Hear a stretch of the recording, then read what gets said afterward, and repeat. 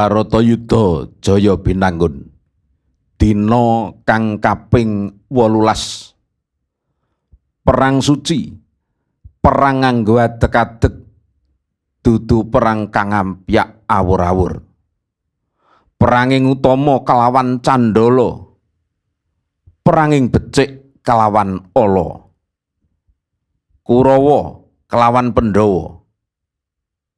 Dina kang kaping 18 Duryudana ratu kang hambek dur angkara, anane amung nuruti hardaning karep, nindes para kawula tanpa adeg-adeg.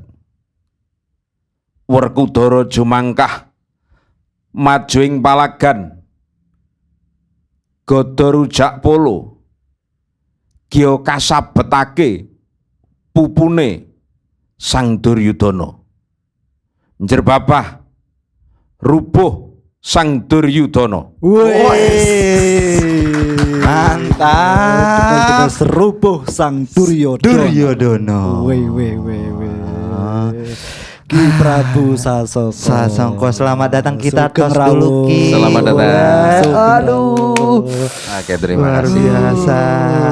Bob, kira-kira Iya. dari yang disampaikan itu tadi Yes. paham gak lo kira-kira? Nah itu nanti kita tanya langsung dong Tanya sama langsung narasumbernya ya. ya, Iya, langsung. iya, Cuma iya. sebelum ke situ kita juga perkenalkan ya sama selamat datang untuk navigator di luar sana di Beta Project di episode spesial ya. Wih, spesial banget Bob, sumpah spesial banget.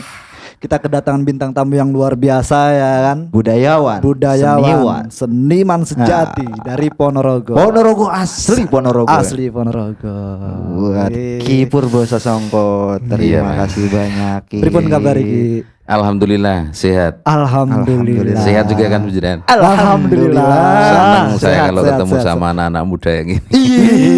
Soalnya kalau saya kan udah anak-anak tua kan. Tapi semangatnya, Ju. jiwa dan semangatnya masih muda. Masih Ki, muda. bener, Ki. Iya, Energinya soalnya ke kan kita ya. umur kan hanya angka kan. Yes, ini yang kita suka nih. Seniman tuh memang luar biasa ya, beda sekali.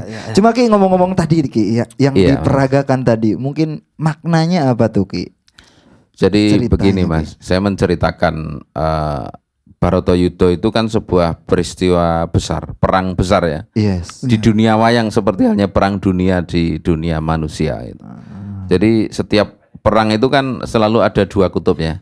Sama halnya juga dengan Baratayuda tadi. Ada dua kutub mewakili kebaikan dan mewakili kejahatan. Satu sisi Pandhawa itu di sudut yang baik, setidaknya menurut kacamata wayang. Iya. Kemudian Duryudana dan Kurawa itu ada di sudut yang jahat. Gitu. Nah, perang Baratayuda itu adalah sebuah peristiwa di mana sing utang bakal nyaur, sing nyilih bakal ngulehke, yang punya nadar selesai di situ. Hukum karma. Hukum karma. Terjadi di situ. Dan akhirnya rubuh sang Iya. Duryudana. Ya karena kenapa saya pakai narasi rubuh sang Duryudana? Karena kematian Duryudana itu lakonnya disebut rubuhan gitu. Rubuhan. Iya rubuhan. Itu namanya rubuhan. Jadi ya roboh lah. Roboh. Roboh. Duryudana roboh, tirani roboh, kejahatan roboh. Dalam Begitu. sekali ternyata maknanya ya. Berarti kalau gua nyimpulkan tuh apa yang kita buat maupun kebaikan, Yes. kejahatan itu Iya. pasti berbalik kepada kita sendiri Betul. nantinya. Sebab akibat Benar, itu ya. Iya. Luar biasa. Sopo nandur mesti ngunduh. Sapu Iya. nandur Kalau mesti orang Jawa nandur. kan begitu. Iya. Pokoknya nandur pari ya duwe pari. Pari. Meskipun ada yang bilang nandur pari duwe suketeki kan. Iya. Itu kan kata lagu kan. Iya betul Ki, betul Ki. Tapi Ki saya sering banget Ki ngelihat di channelnya Ki Purbo Sasongko Iya, begitu Mas. tentang pewayangan dan beliau juga nge-MC acara Iya. wedding Iya, gitu ya. betul. Iya. Sebetulnya jiwa seni Ki Purbo Sasongko itu dimulai dari mana Ki? Kalau bicara dimulai dari mana, saya juga bingung harus menyampaikannya dimulai dari mana. Cuma dari kecil memang saya itu sudah seneng ke seni Jawa ya. Kebetulan kan hampir tiap malam saya tidur sama kakek dulu, sama kakek saya, kakek dari ibu ya. Yes. Terus tiap malam itu dulu kan enggak ada Mas hiburan. TV pun belum ada kan. Belum. Era 80-an. Saya masa kecilnya udah lama sekali loh, 40 tahun yang lalu masa kecil saya. Iya, masa kecil saya 40 tahun yang lalu. Jadi sama Simbah itu kan tiap malam ngerungokke siaran wayang kulit itu kan.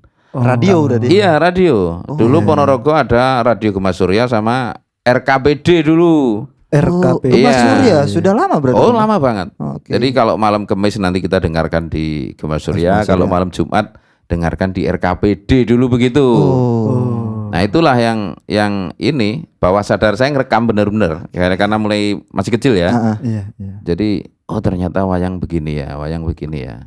Jadi kalau tentang cerita wayang dari kecil saya sudah hafal, memang kan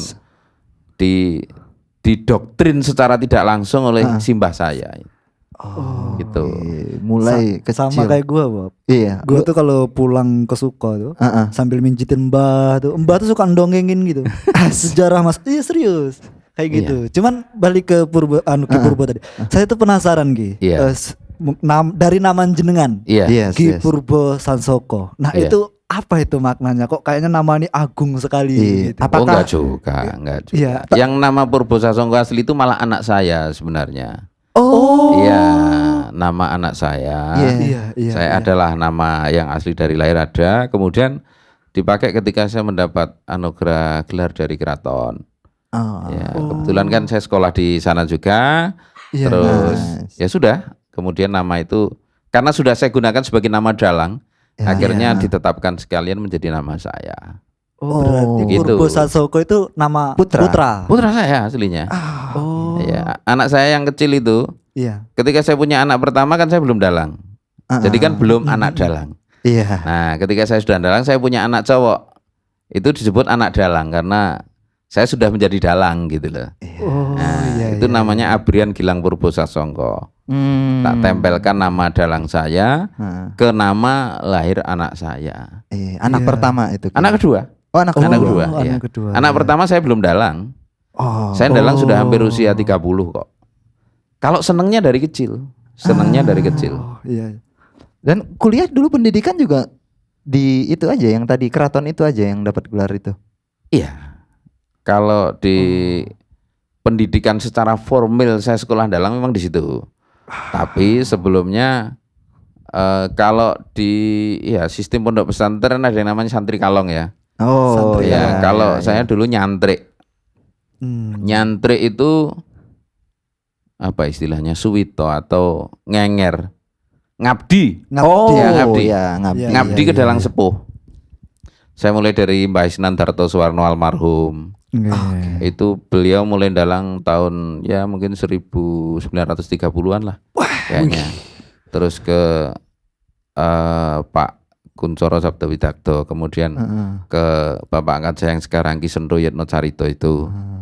Nah, itu saya sudah kemudian karena sudah ya kalau istilah wong Jawa payu, sudah banyak yang ngejob. Ngecap. Nah, kemudian ya pengen lah ngerti sing sak benere sebenarnya pedalangan versi dalam kalau istilah wayang gitu ya. Versi dalam itu sebenarnya apa? Versi dalam itu versi keraton. Karena segala sesuatu tentang budaya Jawa itu sumbernya kan dari keraton semua.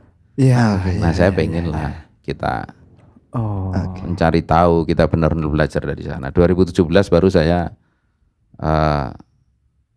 sekolah ke sana seminggu 3 kali malam hari. Jadi yang laju dari Ponorogo. Wih. Pulang pergi ya. Iya. Jadi- Solo. Solo ke Solo, ya. Solo. Ke Balai Agung di utaranya alun-alun Solo itu. Oh. Jadi kalau sore kan saya biasanya ngejob ya. Saya sore ngejob kan. Sampai 3:30 itu sudah bawa ganti, kita langsung berangkat ke Solo. Nanti selesai jam 11 malam saya pulang, itu mampir di Pom Gajahan. Oke. Pom Gajahan itu Sukoharjo. Sukoharjo. Iya. Saya tidur sebentar di situ, sekedar untuk menghilangkan capek dan ngantuk. Kemudian jalan lagi, sekitar jam 1:30 itu nyampe di Pom Purwantoro yang utara jalan itu, yang cekungan itu. Tidur lagi di situ sampai subuhan, pulang. Saya antar anak saya sekolah, siang kerja lagi ya. Perjuangan. Itu seminggu 3 kali ya. Gitu. Itu proses itu berapa tahun Ki? Proses itu? 6 bulan. 6 bulan. Ya, sekolahnya di sana 6 Oh, bulan. Sampai mendapatkan gelar itu ya. Tiki? bukan sampai mendapatkan gelar. Jadi sana itu sampai pendidikannya selesai. Nah, rata-rata yang sudah selesai di sana memang mendapatkan ganjaran pangkat, istilahnya begitu. Alumni pedalangan itu semuanya kan dapat gelar namanya Mas Ngabei. Mas Ngabei. Dan itu juga terbuka untuk umum, maksudnya buat yang nol putul juga bisa. Oh bisa. Oke. Teman-teman saya seangkatan saya dulu yang guru ada, dokter seingat saya ada dari Karanganyar. Dokter. Iya dokter. Belajar dalang. Belajar dalang iya. Iya. Lu serius? biasa. Iya serius. Iya. Tapi Ki, apakah momentum pendidikan itu tadi yang kemudian membuat Ki Purbo yakin, wah saya kayaknya harus jadi dalang ini? Enggak juga. Ada Enggak juga. momen lain mungkin. Jadi saya sudah dalang itu kan mulai 2007 ya. 2007 nggih. 2007. Kecelakaan sejarah sebenarnya. Artinya begini. Karena saking cintanya pada wayang dulu. Jujur saya cinta banget sama wayang. Iya. Saya sudah dari hasil saya kerja saya ngoleksi wayang. Saya beli gamelan satu set Iya. dan lain sebagainya. Terus ya cuma nazar lah waktu itu. Kan saya lama belum punya anak dulu dari hasil pernikahan saya. Iya. Sewaktu-waktu Tuhan memberi kepercayaan saya untuk punya anak, saya akan dalang. Dan alhamdulillah. Gitu ya? Iya.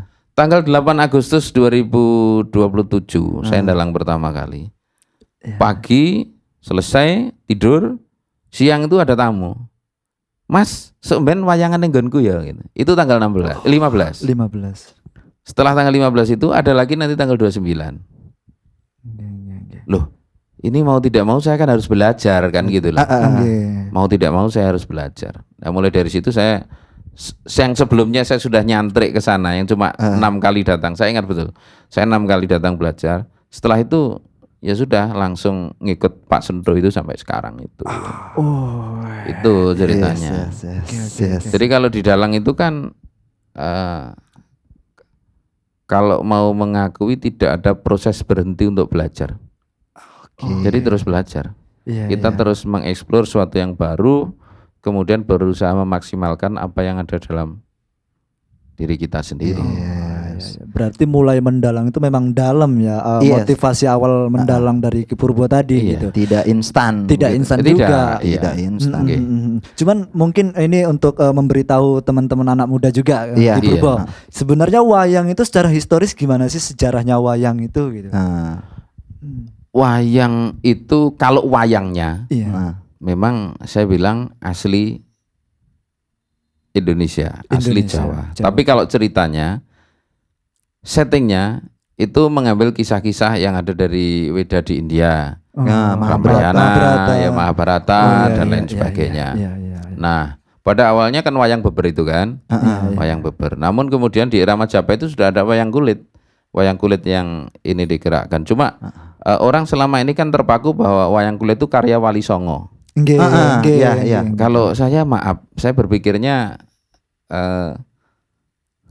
agak keluar dari real ini ya. Saya nggak berpikir begitu karena memang di Serat Centini juga naskah Kadilangu itu ada catatan yang secara jelas menyebutkan bahwa di akhir Majapahit dan di awal Demak itu kalau di Serat Centini, kalau salah mau dikoreksi, ada sebuah kisah yang menyebutkan seorang penguasa Hindu.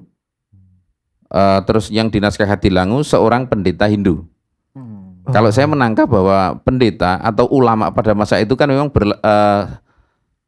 semacam menjadi seorang pimpinan wilayah kan begitu kan? Iya, makanya ada dua narasi yang berbeda dari dua buah kitab sejaman ini kan.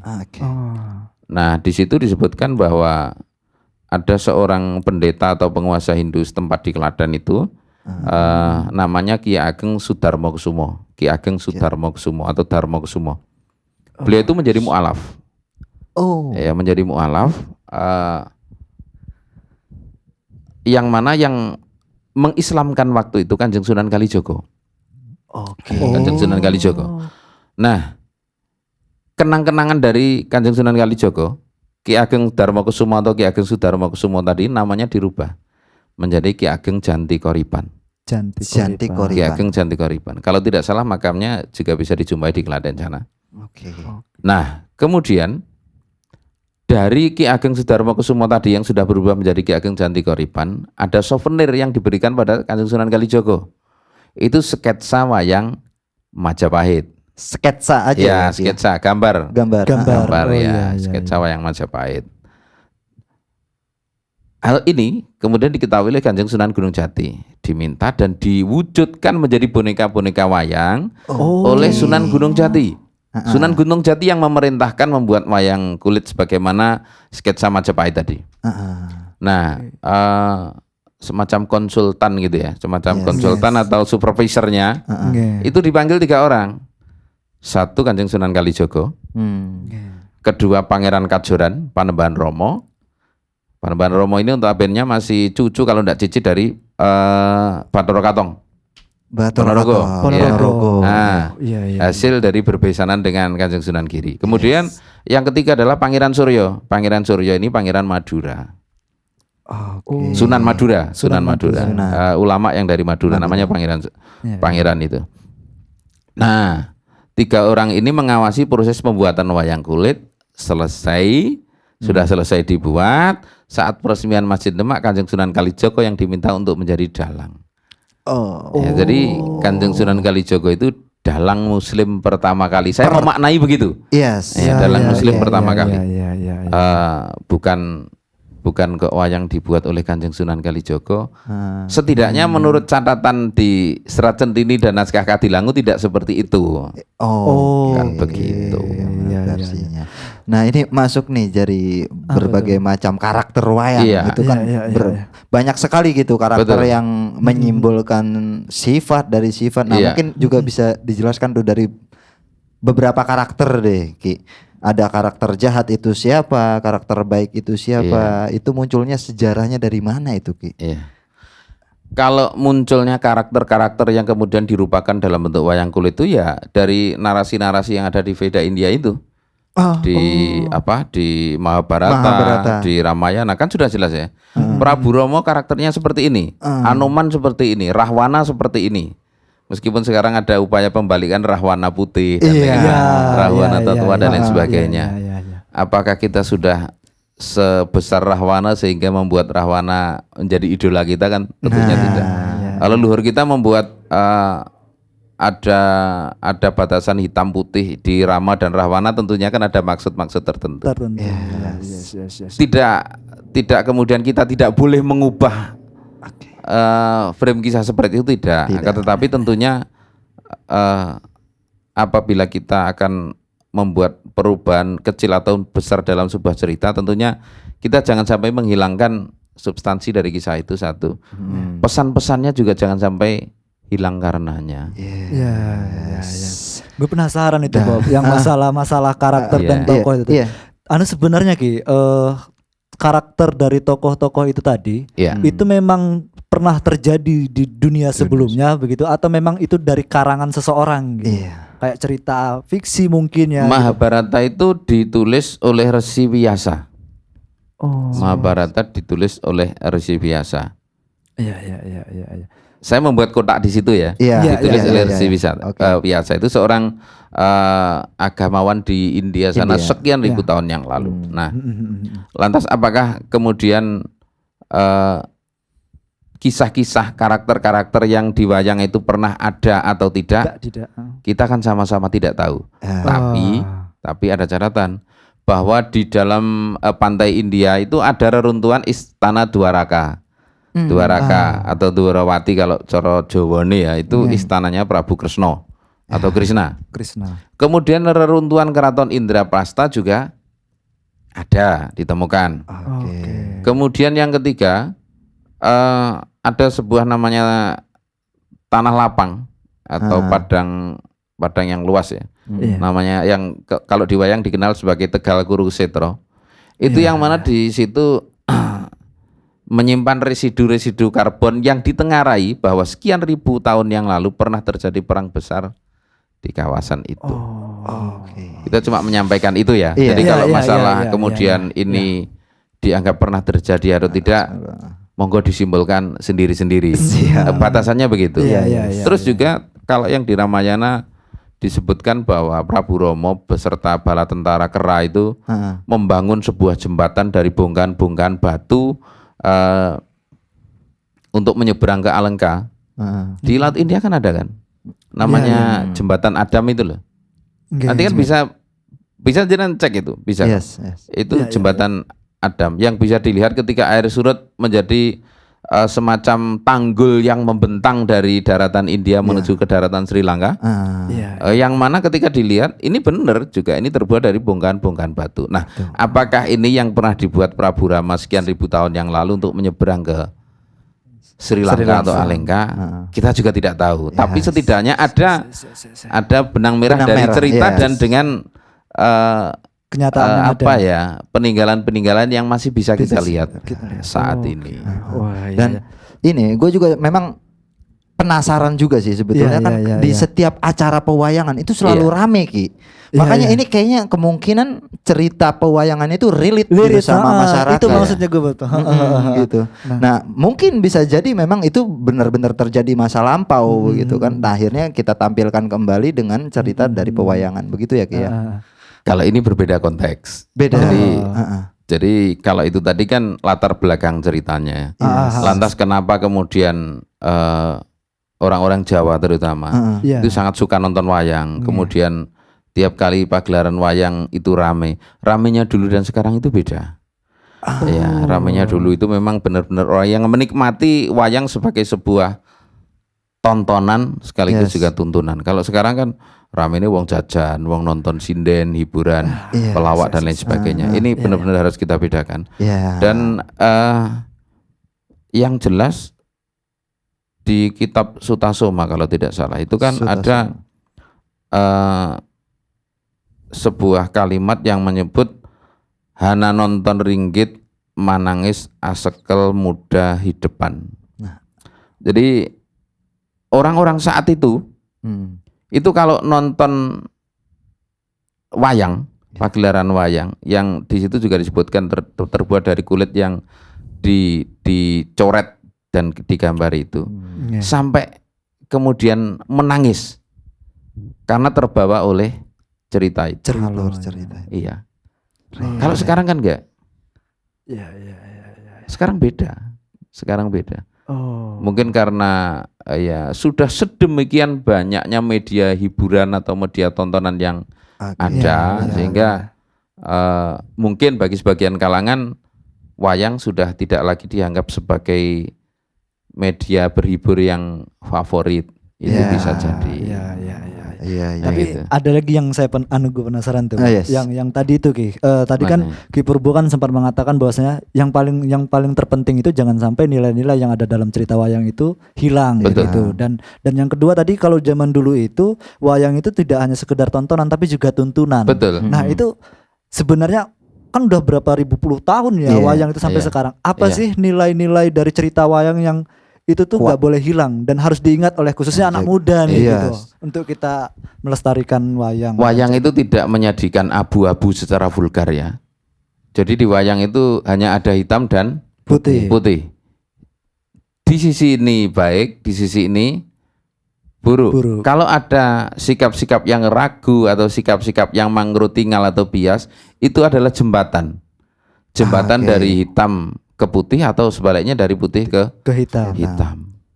Nah, itu yang kadang sekarang menjadi bias. Tidak lagi benar-benar dimunculkan sebagai sebuah pesan moral. Akan tetapi tertutupi oleh glamornya panggung wayang kulit yang sekarang. Tidak kita pungkiri bahwa glamor itu sekarang sudah menjadi materi tersendiri atau daya tarik dari pagelaran wayang kulit itu sendiri. Akan tetapi tentunya bahwa glamor, bahwa wow di mata penonton, kemudian elit di mata penanggap tidak harus membuat kita lupa sebagai seorang dalang bahwa ada pesan yang harus nyampe. Pesan dari sang dalang melalui kisah-kisah yang dituturkan nyampe kepada audien, dalam hal ini penonton. Nah, akhirnya itu terjadi Ki. Jadi memang karakter itu kuat sekali di wayang sampai di masyarakat juga jadi simbol khusus menentukan seseorang ini sesuai atau enggak dengan karakter lain. Betul. Contohnya mungkin kalau kita di karakter wayang masuknya Sengkuni mungkin. Jadi udah lucu ya. Sengkuni lu. Memang Sengkuni itu Jahat picik itu gak? Iya. Sengkuni itu salah satu tokoh yang paling konsisten dalam dunia wayang. Sengkuni itu sangat konsisten memperjuangkan cita-citanya. Justru malah baik. Saking konsistennya, saking dia terobsesi pada cita-citanya, segala cara dilakukan. Itulah yang kemudian dia bisa kasak kusuk ke sana kemari, bisa dengan luwes memfitnah ke sana kemari. Itu karakternya Sengkuni. Tapi kecerdasannya dalam dunia Mahabharata itu yang cerdas 2 orang. Satu Sengkuni, satu Krishna. Kedua-duanya ini kalau ditarik garis lurus ke atas masih keturunan Bathara Wisnu, Sang Hyang Suman. Makanya Kresna itu ya titise Sang Hyang Suman, nek Sengkuni itu namanya malah Suman. Namanya Suman. Iya, nama aslinya Haryo Suman. Nggak pakai to ya. Ya. Kalau pakai to serem juga kita dengarnya, Bos. Waduh, Suman. Kali ya nanti besok-besok gua panggil lu Suman. Jangan dong. Iya. Tapi Ki, ada nggak sih satu raja gitu yang bisa mengalahkan Sengkuni tadi gitu kalau dalam cerita wayang gitu? Ya ada. Ada ya? Ada. Dalam perdebatan ada namanya Adipati Yomowidura. Adipati Yomowidura itu yang selalu bisa menghalangi niat buruk dari Sengkuni. Ya. Adipati Yomowidura. Adipati Yomowidura itu seorang pejabat adipati, kepala pemerintahan di wilayah Kadipaten Panggombaan. Itu juga wilayah negara Astina. Itu kalau dalam perdebatan. Kemudian dalam kisah Mahabharata, Sengkuni itu mati atau berakhir hidupnya di tangan Sahadewa. Sahadewa itu bungsunya Pandhawa. Ya, Pandhawa yang nomor 5. Nah, kalau di wayang Jawa, Sengkuni itu mati karena dibunuh oleh Bima Werkudara. Nah, dalam konteks pakliran wayang, karena Yomowidura ini kan sudah jarang muncul ketika Pandhawa sudah gede-gede, Kurawa sudah gede-gede. Lawan debatnya, ya katakanlah semacam Rocky Gerungnya di dunia wayang itu ya, Prabu Kresna itu. Prabu Kresna. Iya, itu seimbang karena memang secara kecerdasan juga seimbang, secara nasab. Ini juga Bani Wisnu semua. Bani Wisnu. Ini jadi memang seimbang.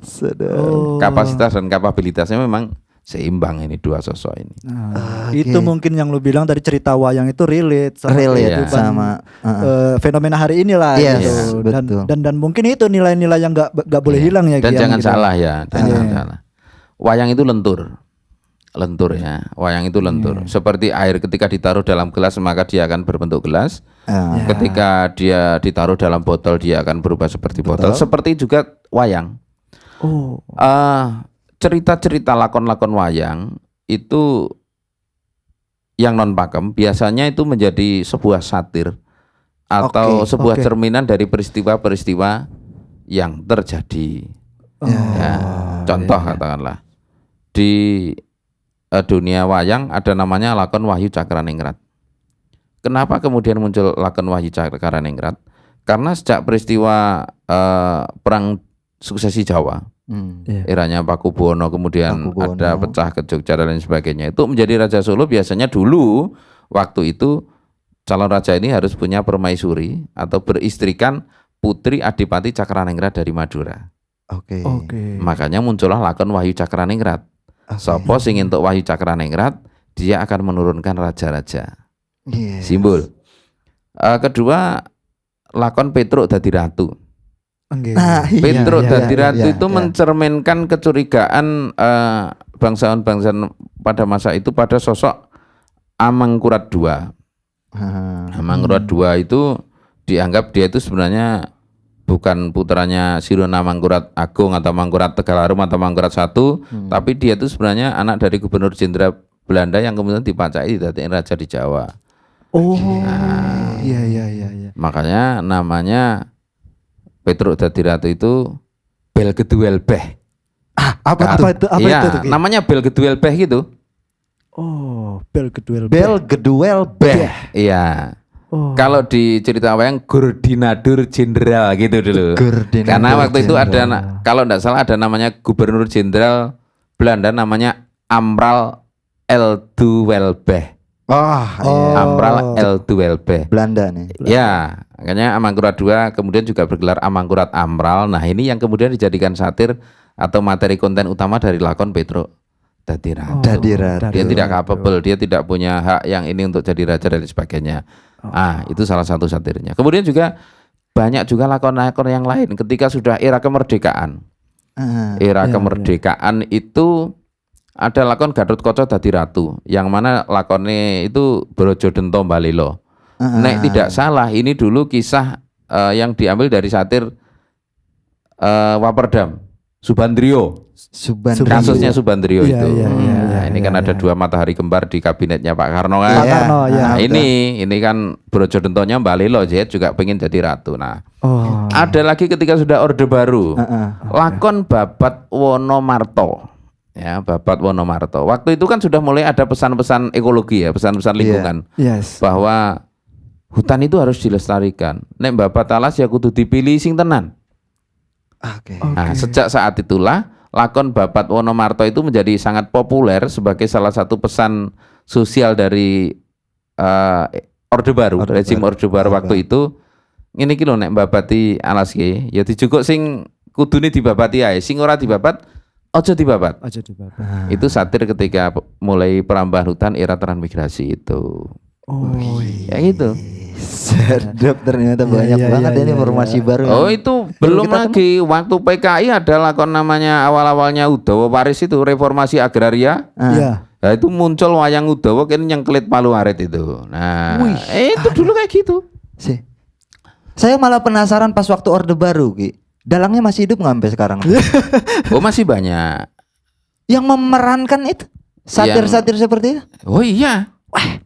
Di akhir eranya Pak Harto itu tahun 90-an itu ada lakon namanya Semar Babar Jati Diri.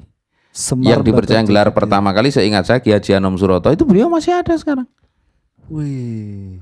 Masih ada. Biasa. Jadi wayang itu lentur Mas. Lentur. Sebagai sebuah media penyampai pesan itu sangat lentur. Jadi kita agak ke belakang lagi seperti tadi saya cerita di awal-awal Demak di akhir Majapahit. Wayang itu bukan sebuah produk. Tapi wayang itu sebagai media penyampai. Nah, gitu loh. Iya. Jadi waktu itu kan memang wong Jawa, kalau tadi saya sudah mengambil nukilan sebuah kalimat bahwa hana nonton ringgit manangis asekel muda di depan. Karena orang Jawa itu memang dari dulu dan bener-bener nonton ringgit itu loh sampai manangis asekel muda di depan. Itu kesengsem sampai nangis, ikut nangis. Mereka itu terhipnotis, terbius dengan kisah-kisah yang disajikan dalam pagelaran wayang. Makanya itulah yang kemudian digunakan sebagai alat oleh para Wali Songo waktu itu. Untuk berdakwah. Iya, jadi bukan produknya Wali Songo, tapi media yang kemudian digunakan oleh Wali Songo untuk menyampaikan syiar pesan. Jangan-jangan itu Bob, Super Semar itu terinspirasi dari wayang mungkin ya. Ada karakter Semar juga karena di wayang. Iya. Itu beda lagi. Oh, beda. Iya. Jadi tokoh Semar itu sudah mulai muncul era Dharmawangsa Teguh. Ya. Di era kapan Dharmawangsa Teguh itu tahun 900-an akhir sampai tahun 1000 awal, ya kan? Iya. Itu tokoh Semar sudah mulai muncul. Nah, kalau punakawan yang lainnya itu memang sudah era belakangan aja. Kalau kemudian pakai cocok logi, Semar itu dari Simaar, kemudian Nolo Gareng, wayang Gareng itu dari Nalakoriin, kemudian Petro itu Fatur Kuluman Sialohi dan lain sebagainya, Bagong itu dari Bako dan lain sebagainya. Enggak. Itu lebih ke ini aja. Cocok logi yang muncul di era tahun 70-an itu aja. Oke. Kalau cocok logi gitu mah mungkin ada Semar yang sering disalahgunakan, Semar Mesem. Semar mesem. Iya iya. Tapi bicara satir nih, Ki, bicara satir. Iya. Roboh sang Duryodana. Ada satir tersendiri kah dari itu tadi, Ki? Roboh sang Roboh. Iya. Sang Duryodana. Kalau orang Yunani kan bilang sebaik apapun pemimpin, Nggih. dalam satu periode kan harus berganti. Oh. Kan begitu? Nggih. Dalam satu periode harus berganti. Nggih, Itu nggih. sebaik apapun. Apalagi kalau tidak baik, kan begitu? Yes. Kalau tidak baik, ya. Yes. Proses. Saya tidak menyampaikan pesan ini ya. Tidak menyampaikan pesan karena Ponorogo mau pilkada dan enggak. di luar Lepas itu. dari Di luar itu. wayang itu dari dulu sudah ada. Jadi tidak hanya ini saja. Cuma kebetulan kalau jenengan bilang itu relate dengan kejadian-kejadian yang ada sekarang, memang iya. Jadi banyak sebenarnya yang bisa dicontoh dari apa yang dimunculkan dalam pakliran wayang. Oh, iya. Kira-kira. Ini masuk ini Ki. Jadi kan Apa sekarang ini di era modernisasi khususnya. Iya. Ki, betul. Iya. Jadi kan banyak juga tuh bermunculan wayang-wayang yang menyerupai tokoh-tokoh di luar karakter wayang yang Iya. pada umumnya begitu. Iya. Nah, gimana tanggapan Ki Purbo tentang itu gitu? Apakah itu masuk ke dalam bagus ini justru malah melestarikan wayang juga begitu? Kalau ditanya bagus atau tidak, saya tidak bisa menjawab. Ya, Tapi kalau perlu atau tidak, perlu. Oke. Iya.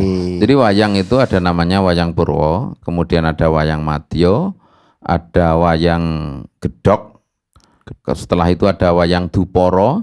Nah, di sisi lain juga ada wayang Wahyu, kemudian ada era sekarang wayang Kamardikan.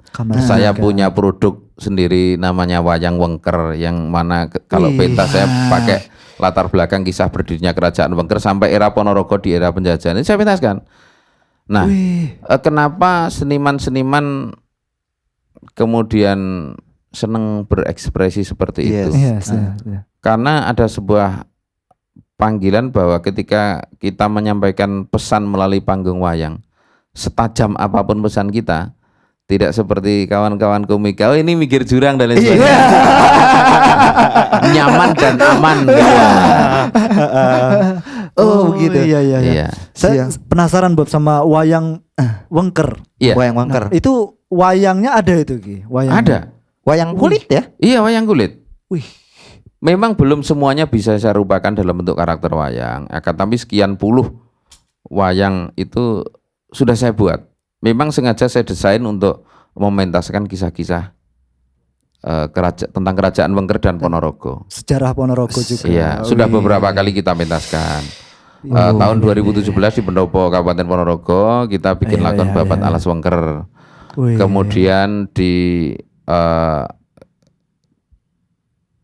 Pakasa, di acara Pakasa itu kita bikin lakon Martopuro Ngeraman. Martopuro itu orang pribumi Ponorogo yang seorang diri membunuh asisten residen Belanda di Ponorogo, Anthony William Vincent. Itu pada malam tahun baru 1850 sekian.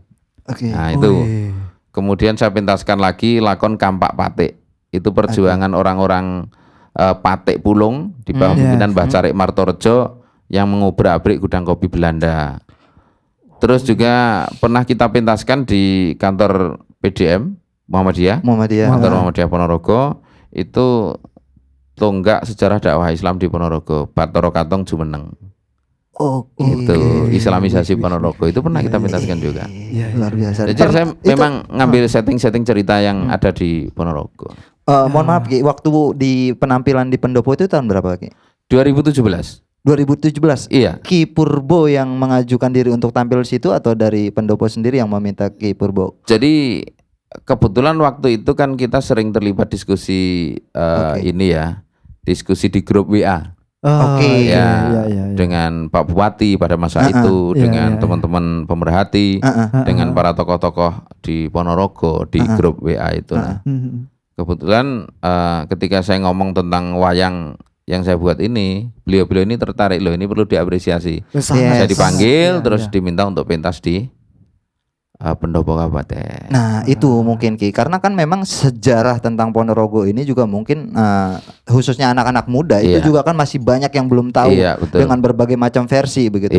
Seharusnya memang ini tetap dipelihara begitu. Akhirnya ada atau per berapa bulan atau per sekian tahun kali gitu ditampilkan kembali gitu. Kapan rencana akan tampil? Iya, kapan? Penasaran juga nih gue. Iya, serius. 2024 Ki. Ayo Ki. Menunggu momentum. Iya. Menunggu momentum. Jadi kadang kalau iseng saya pentaskan di rumah. Ya, saya pentaskan di sanggar saya. Oh, tapi terbuka untuk umum, Ki. Iya. Kita kan sering wayangan di rumah. Oke. Ya, di rumah saya sering wayangan. Nah, kadang juga pada momen-momen tertentu ada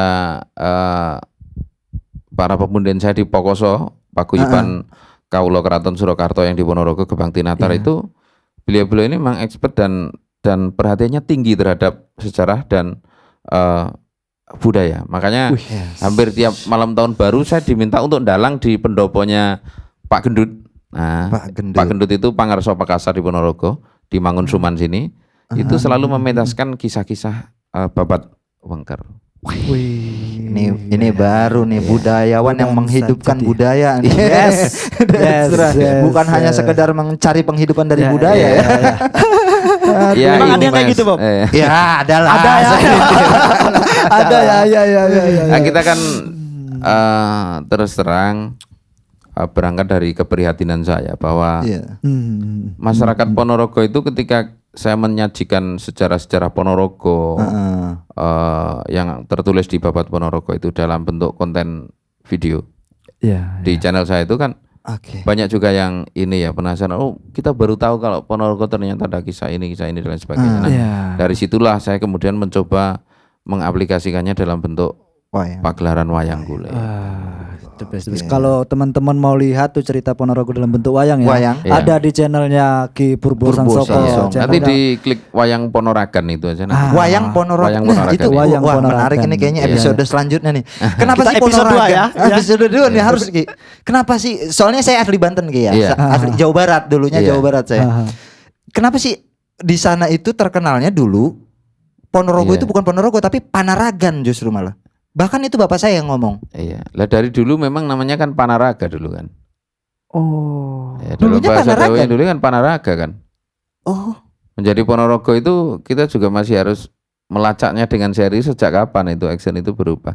Karena orang Jawa menuturkan A menjadi O itu kan sudah tahun 1600 sekian. Sementara Ponorogo kan sudah lahir sekian ratus tahun sebelum ketika Sultan Agung membuat itu. Oke, dibedah ntar episode selanjutnya. Mampir lagi ya. Mungkin bisa tampil nanti ya sejarah apa namanya Ponorogo melalui pewayangan melalui peta project ya. Boleh. Live streaming ya. Wah, luar biasa. Wayang Wengker. Wayang Wengker ya. Wayang Wengker. Nah, itu yang menurut gue apa ya? Kecintaan beliau terhadap wayang. Ada satu fakta menarik, Bob. Apa? Saking cintanya beliau ini dengan wayang, pernah membuat pentas untuk seniman terdampak COVID waktu itu ya. Iya betul. Itu awal-awal pandemi itu. Iya. Sampai terkumpul kalau nggak salah itu 8.480.000. 8 juta. Iya. Iya 8 juta. Kita menggalang donasi ya. Waktu itu kan benar-benar dalam kondisi yang terjepit ya. Terutama kita kasihan dengan seniman-seniman yang memang sudah berusia, terus mengalami kendala-kendala fisik. Nah kita coba menggalang itu. Dan pentas online pertama itu sebenarnya, mohon maaf, pentas online pertama di dunia wayang kulit itu kami. Tuh, Bob. Kami. Itu pada bulan Mei 2020. Nah tapi tidak tahu kok ya qadarullah. Tuhan menakdirkan bahwa yang terkenal melalui pentas-pentas online itu teman-teman yang di barat. Mereka yang kemudian mengikuti untuk menggelar pentas online. Kayak gitu. Makanya modernisasi itu sebenarnya tidak menutup kemungkinan untuk membatasi budaya atau seni itu tadi, karena banyak cara untuk itu. Karena budaya juga bisa berjalanan seiringan dengan modernisasi dan zaman. Kalau meminjam istilahnya almarhum pepunden saya dari Karangpandan, Ki Mantop Sudarsono, bahwa budaya utamanya wayang itu kan nut zaman kelakoni. Bagaimana zaman itu berubah, maka penyajian wayang pun juga berubah dengan sendirinya mengikuti perkembangan zaman. Namun demikian di muka kita sudah sampaikan bahwa substansi dari pesan-pesan yang harusnya disampaikan melalui wayang tetap harus kita jaga. Nah, Meskipun dalam penyajiannya ya namanya modernisasi itu kan tidak bisa kita tolak. Iya, Leres, iya, enggak. betul. Kita tidak bisa menolaknya meskipun kita juga sangat sampai larut kentir atau hanyut karenanya. Yes. Bagaimana kita mengelola kemajuan zaman ini, kita padukan dengan pesan-pesan moral yang ada di wayang untuk kemudian menjadi satu daya tarik baru. nah, Kan begitu. ya. Nah Nih, itu gue aja ya, secara pribadi itu terpanggil gitu tuh, ya enggak? Iya, Makanya anak-anak muda untuk gak ada alasan sebenarnya untuk tidak menyukai budaya, Yes, ya kan? that's true. Walaupun kita juga dari luar Ponorogo, Iya. tapi kita sangat cinta betul dengan budaya Ponorogo Iya, khususnya iya, itu. iya, Kita senang sekali.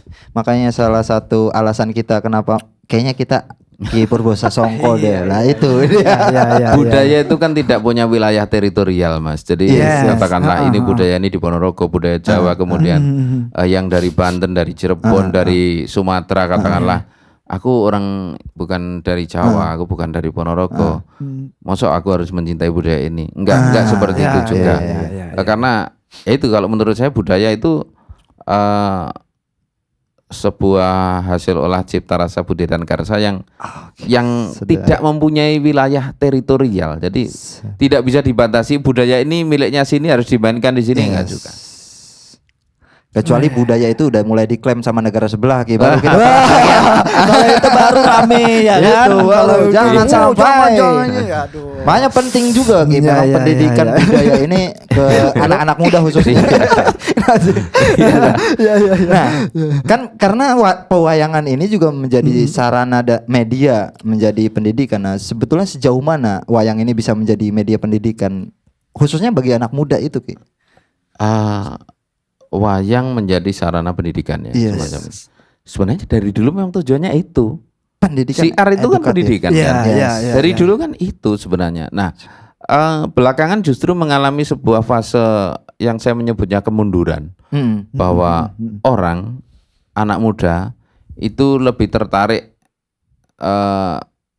melihat wayang karena faktor lucunya, dalangi lucu, sindene ayu dan lain sebagainya, pelawak ini dan lain sebagainya. Nah, ini sebenarnya sebuah fase kemunduran. Nah, itu pula yang kemudian menjadi sebuah pelecut bagi dalang-dalang muda yang mana memang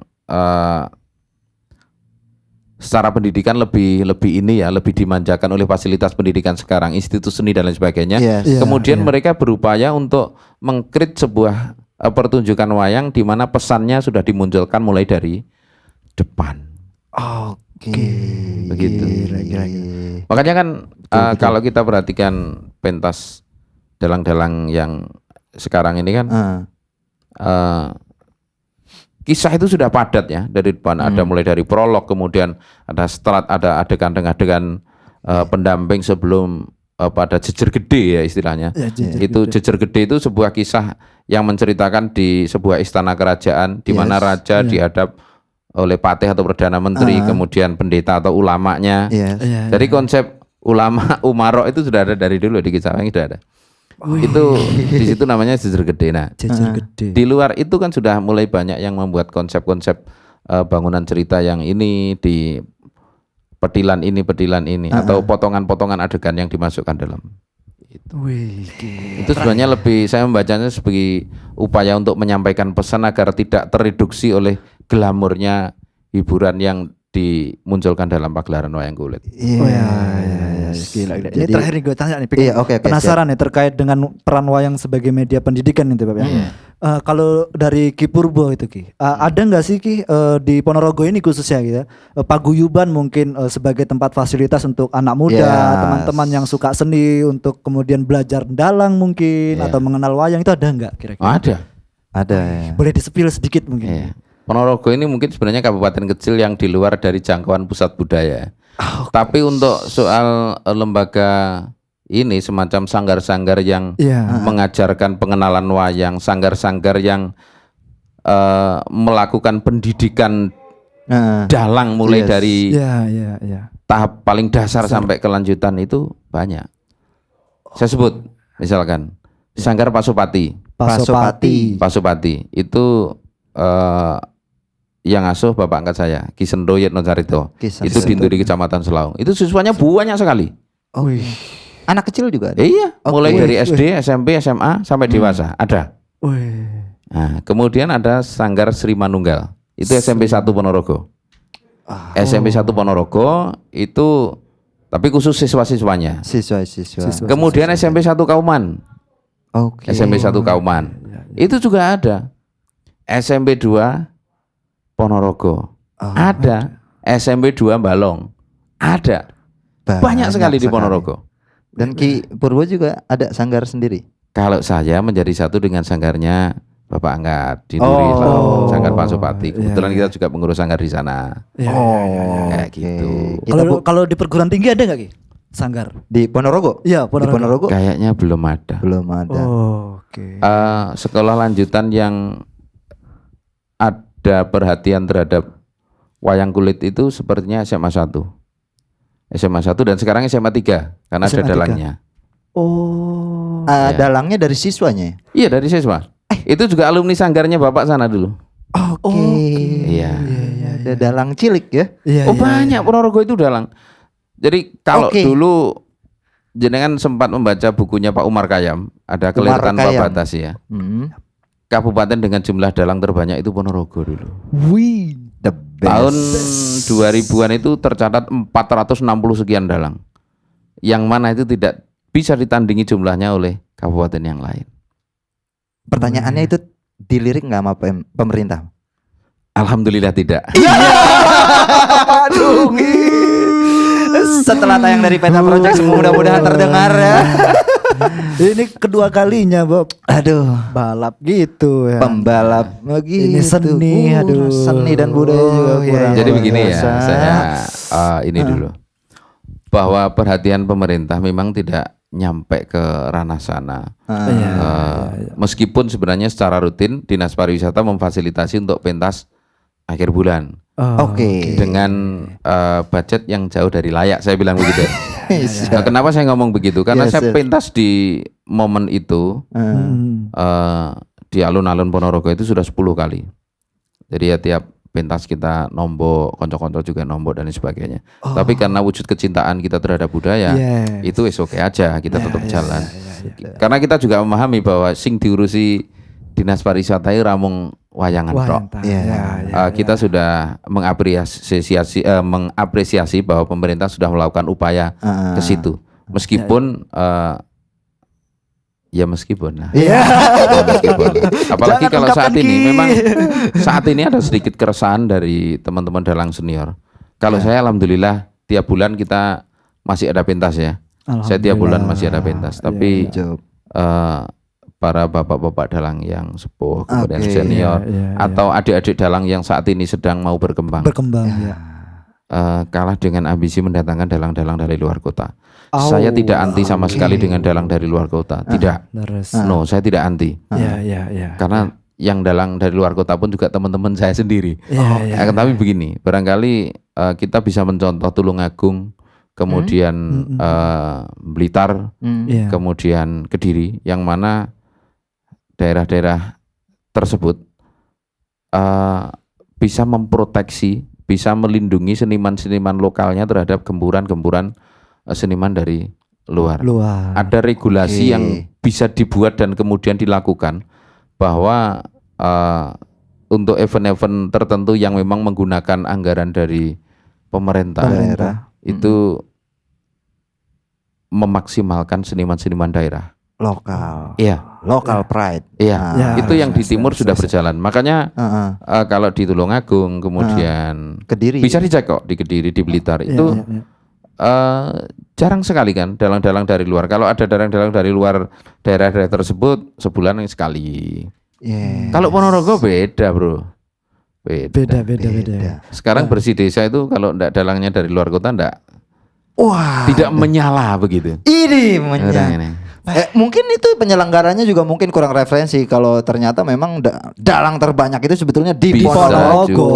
Bisa juga. Nah, ini yang sebenarnya menjadi tantangan bagi kita bahwa ada sebuah potensi yang justru tidak disadari, tidak diketahui atau tidak mau diketahui oleh orang-orang kita. Itu. Mudah-mudahan ya Yes. hadirnya Peta Project hari ini Yes, ya, amin sekali. memberikan informasi tadi itu ya. Luar biasa.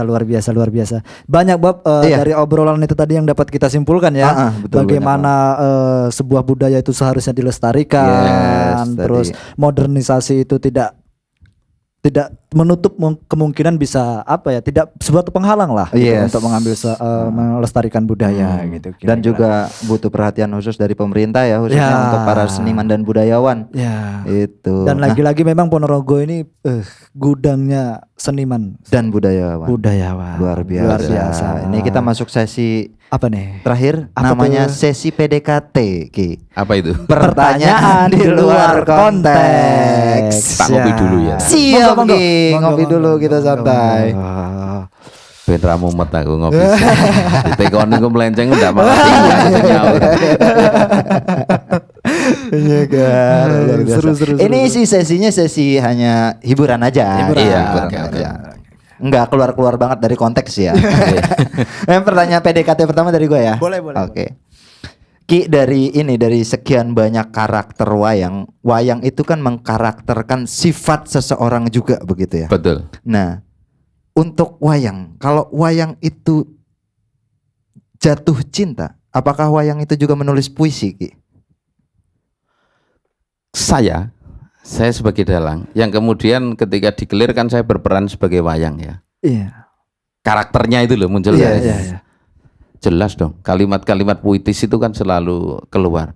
Seperti halnya ada tokoh yang namanya Arjuna atau Janaka. Itu salah satu sifatnya kan wanodya dinalu kromo. Artinya nek eneng wong ayu mesti dicedhaki PDKT. Kemudian dinepi. Nah, iso kan itu. Dia akan selalu ngungrum. Ngungrum itu merayu. Nah, ketika dia merayu pun akan keluar kalimat-kalimat yang puitis. Kan begitu.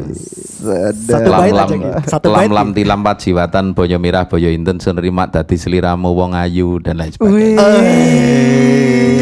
Neng kuning wong kuning pengawak anggono sari dan lain sebagainya itu kan. Kan puitis banget kan itu. Emang waktu mendalang tadi di opening itu juga nggak tahu kenapa ya bergetar gitu ya. Beda kan? Aura dalang tuh memang beda, Bos. Gak ada. Sebutkan satu tokoh favorit Ki Purbo. Satu tokoh pewayang. Prabu Kresna. Wah, Ki. Prabu Kresna. Dia adalah seorang tokoh yang selalu ada solusi terhadap semua permasalahan di dunia wayang. Baik solusi itu dilakukan dengan cara yang jujur maupun dengan cara yang semi jujur. Yang penting kan solusi. Iya, betul. Goalnya kan problem itu selesai. Iya. Itu raja itu, Ki. Iya, Prabu Kresna raja itu. Raja, pemimpin. Kalau di TV-TV itu kan Krishna itu, sosok Krishna itu. Oke. Dia kan ini kan selalu ada solusi kan. Betul. Kalau kita guyonnya kan ada kopi, ada solusi ya. Iya. Nek wayang kan ada Kresna, ada solusi kan. Iya. Logika nggak berjalan kalau nggak ada logistik. Logika tanpa logistik kan jadi anarkis kan. Sedap bener sama nama dalam. Oke, ada lagi Ki PDKT. Gimana? Saya minta satu kata saja untuk seniman Ponorogo. Semangat untuk seniman Ponorogo, semangat ya. Oke. Luar biasa. Itu cukup. Gue juga ada permintaan. Oke, apa? Ki, mungkin satu tembang gitu untuk anak muda-mudi Ponorogo dari Ki Purbo. Tak pangkur aja ya. Pangkur. Mingkar mingkureng ukara hakarono tan karenan marti siwi sinawong res mineng kidong sinupa Sinukarta